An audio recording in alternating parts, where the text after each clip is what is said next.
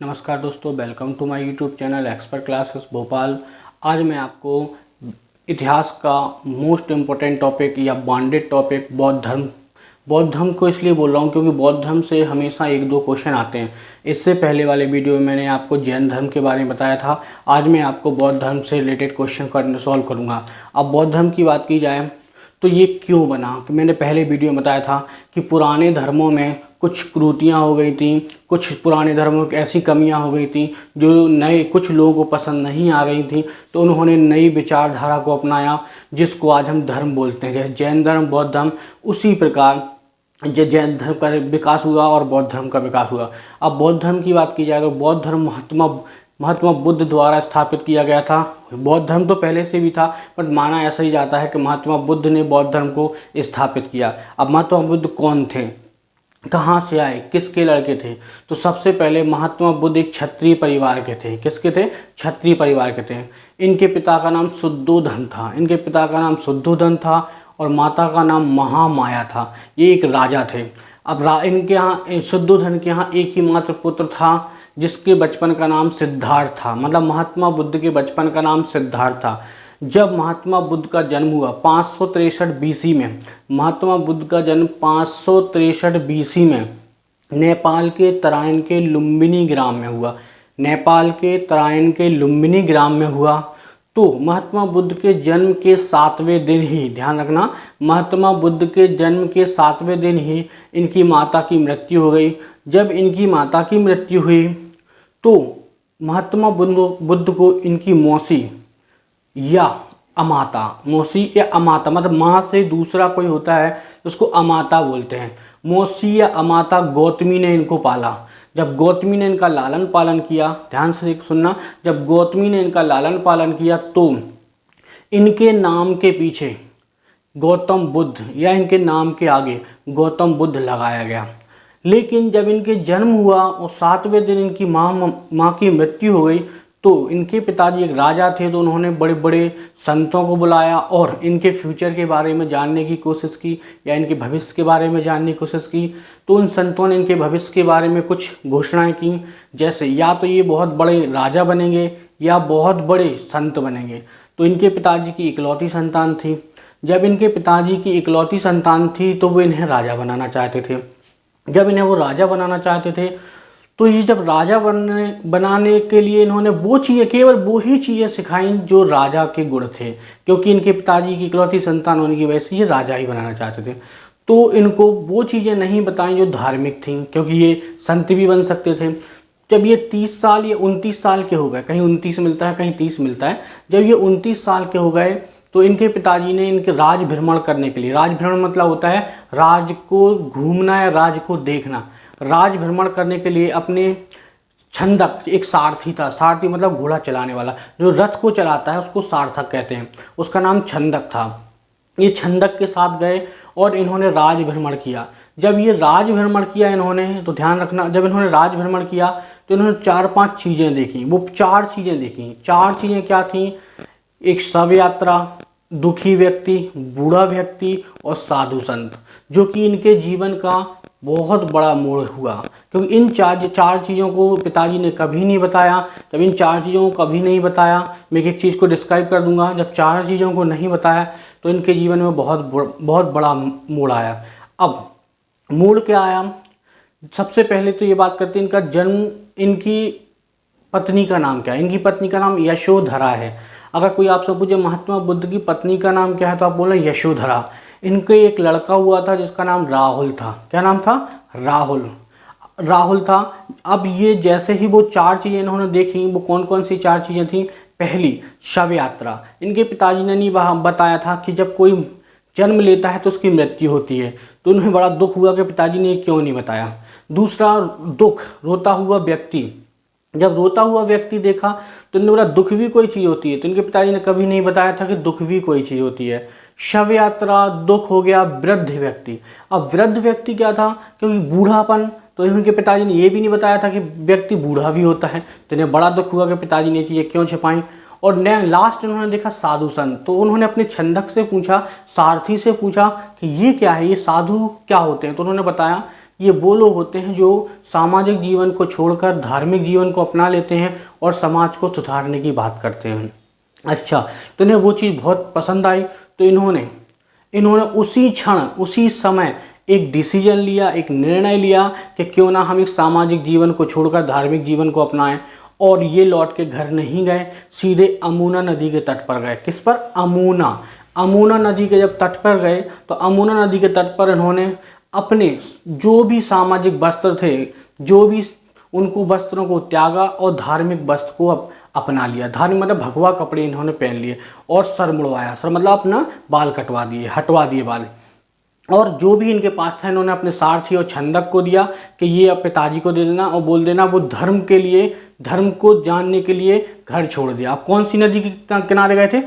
अमूना नदी के किनारे। कौन सी? अमूना नदी के किनारे। इनके पहले गुरु अमूना नदी तट पर गए तो इनको पहले गुरु मिले अलार कलाम। अगर कोई आपसे पूछे अलार कलाम के महात्मा बुद्ध के पहले गुरु कौन थे? अलार कलाम। लेकिन फिर अलार कलाम के पास पहुंचने के बाद इन्हें वहाँ बहुत दिन रहने के बाद इन्हें वहाँ शांति नहीं मिली, इन्हें जो चाहिए वो नहीं मिला, संतुष्टि नहीं मिली। तो फिर ये एक रुद्रक नामक गुरु के पास गया। रुद्रक, कोई आपसे पूछे रुद्रक, जब ये रुद्रक नामक गुरु के पास गए तो रुद्रक नामक गुरु के पास जाने के बाद ध्यान रखना ये क्वेश्चन पूछा जाता है, वहाँ भी इनको शांति नहीं मिली।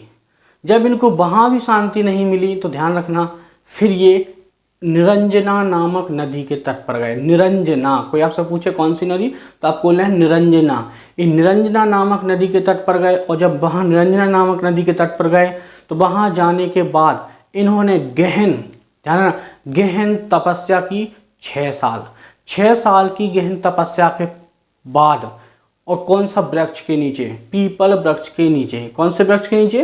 पीपल या बट मिलता है कहीं, बट वृक्ष या पीपल वृक्ष के नीचे गहन तपस्या के बाद बैसाखी की रात में, ध्यान रखना, इन्हें बैसाखी की रात में ज्ञान की प्राप्ति हुई। बैसाखी की रात में जब इन्हें ज्ञान की प्राप्ति हुई तो इनको महाबोध कहा गया। क्या कहा गया इनको? महाबोध या महाबोधि। कोई आपको से पूछे कि महात्मा बुद्ध के जब ज्ञान की प्राप्ति हुई तो उसको क्या कहा गया, या पाली भाषा में उसे क्या कहा गया? उसे महाबोध कहा गया, क्योंकि महात्मा बुद्ध ने पाली भाषा को अपनाया था, तो पाली भाषा में महाबोध कहा गया। और एक और क्वेश्चन यहाँ इस बनता है कि महात्मा बुद्ध ने जब घर छोड़ा था तो उसे क्या कहा गया था? उसको महाभिनिष्क्रमण कहा गया था। जब महात्मा बुद्ध ने घर छोड़ा था तो उसको महाभिनिष्क्रमण कहा गया। जब उन्होंने, ध्यान रखना, जब उन्होंने ज्ञान की प्राप्ति की, उन्हें ज्ञान की प्राप्ति हुई तो उनको क्या कहा गया था? पाली भाषा में, कोई पूछा जाता है पाली भाषा में तो उसको महाबोध कहा गया।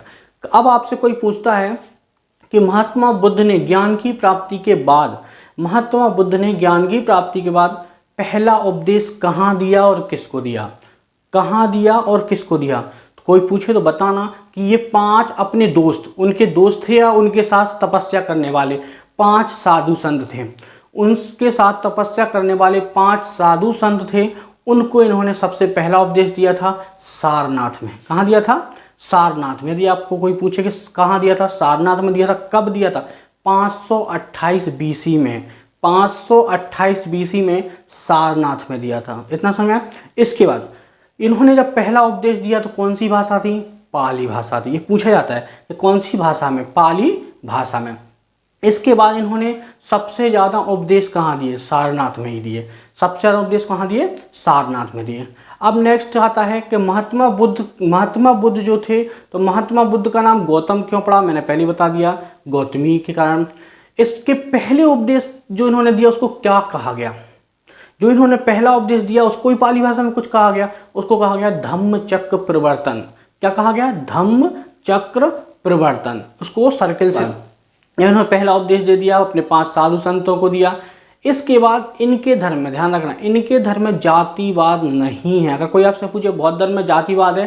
नहीं है। नारीवाद है? नहीं है। नारीवाद, नारी को बराबर का सम्मान दिया गया बौद्ध धर्म में, लेकिन बहुत देर में। नारी को पहले नहीं, इन्होंने अपने धर्म में नारी को नहीं लिया था, लेकिन बाद में इन्होंने अपनी मौसी गौतमी को लिया, तो तब से इन्होंने नारी को भी बराबर का बौद्ध धर्म में सम्मान दिया। इसके बाद बौद्ध धर्म की बात की जाए तो बौद्ध धर्म का कई जगह विरोध हुआ। जब बौद्ध धर्म का विरोध हुआ तो कोई आपसे पूछे, ध्यान रख, तो जब महात्मा बुद्ध, ध्यान रखना, जब महात्मा बुद्ध चुंद नामक सोनी के यहाँ, महात्मा बुद्ध चुंद नामक सोनी के यहाँ गए और उन्होंने इनकी परीक्षा लेने के लिए चुंद नामक सोनी ने उनको मांस खिला दिया। खाने के रूप में उन्हें जब मांस खिला दिया तो महात्मा बुद्ध ने मांस, जब सामने भोजन आ गया तो भोजन तो कर लिया, खाना तो खा लिया, लेकिन जब उन्हें पता चला तो उन्होंने उस भोजन के बाद कभी खाना नहीं खाया। कोई आपसे पूछे तो बोल देना उन्होंने खाना नहीं खाया। और जब खाना नहीं खाया तो खाना ना खाने की वजह से कुशीनगर या कुशीनारा में इनकी मृत्यु हो गई 80 वर्ष की उम्र में। कहाँ? 80 वर्ष की उम्र में, 483 BC में। कोई आपसे पूछे कुशीनगर या कुशीनारा में 483 BC में।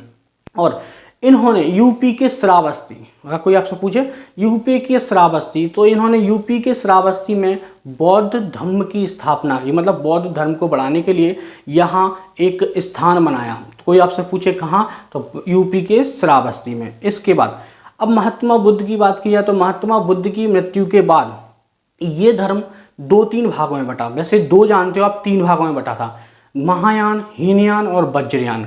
महायान, हीनयान और वज्रयान।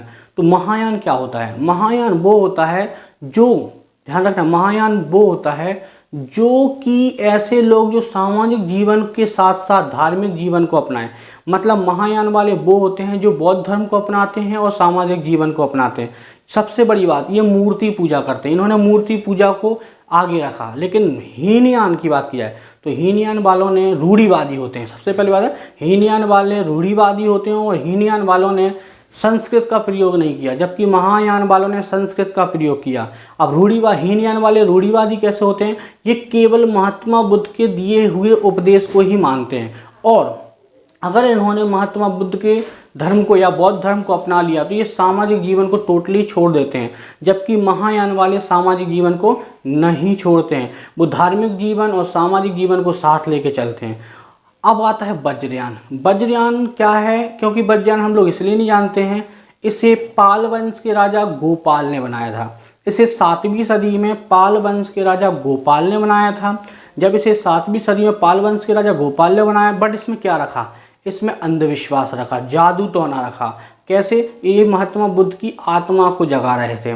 महात्मा बुद्ध की जब ये आत्मा को जगा रहे थे तो लोगों ने अंधविश्वास की वजह से वज्रयान को नहीं माना। इसलिए ध्यान रखना, बौद्ध धर्म में 2 ही यान को माना जाता है, महायान और हीनयान। वज्रयान को नहीं माना जाता है। अब बौद्ध धर्म से कई क्वेश्चन बनते हैं। जैसे बौद्ध धर्म से बनता है कौन सी भाषा है, तो आपको बोलना है पाली भाषा। जैन धर्म की कौन सी भाषा थी? प्राकृतिक भाषा।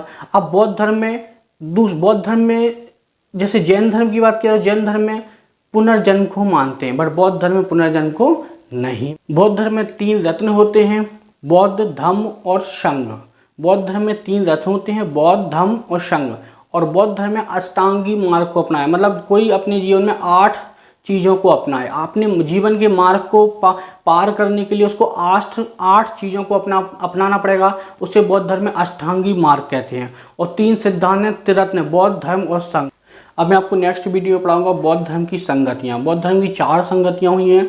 कौन से संगति कौन से राजा ने की, किस संगति में बौद्ध धर्म की कैटेगरी हुई है, कौन कौन सी और 2 कैटेगरी हुई हैं, किस संगति में बौद्ध धर्म के ग्रंथ लिखे गए, तो ये सारी चीज़ें बताऊंगा। अगर आपसे कोई पूछता है कि भारत में 16 महाजनपद थे, इसकी जानकारी कहाँ से मिलती है, तो आप याद रखना, भारत में जो 16 महाजनपद थे इसकी जानकारी ध्यान रखना बौद्ध धर्म के सूक्ति पिटक के अंगुत्तर निकाय से मिलती है। बौद्ध धर्म के सूक्ति पिटक के अंगुत्तर निकाय से मिलती है, जिसमें बताया गया कि भारत में 16 महाजनपद थे। कितने महाजनपद थे? 16 बौद्ध धर्म की शिक्षा को मानने वाले को थेरवादी कहा जाता है। अगर कोई आपसे पूछे कि बौद्ध धर्म की शिक्षा को मानने वाले को क्या कहा जाता है, तो थेरवादी कहा जाता है। थेरवादी। बौद्ध धर्म की जानकारी छंदोग उपनिषद से मिलती है। बौद्ध धर्म की जानकारी छंदोग उपनिषद से मिलती है। महात्मा बुद्ध की मृत्यु को महापरिनिर्वाण कहा गया। क्या कहा गया? महापरिनिर्वाण कहा गया। Thank you class. अगर आपको वीडियो अच्छा लगा हो तो सब्सक्राइब करें, लाइक करें और शेयर करें। प्लीज़ कमेंट करना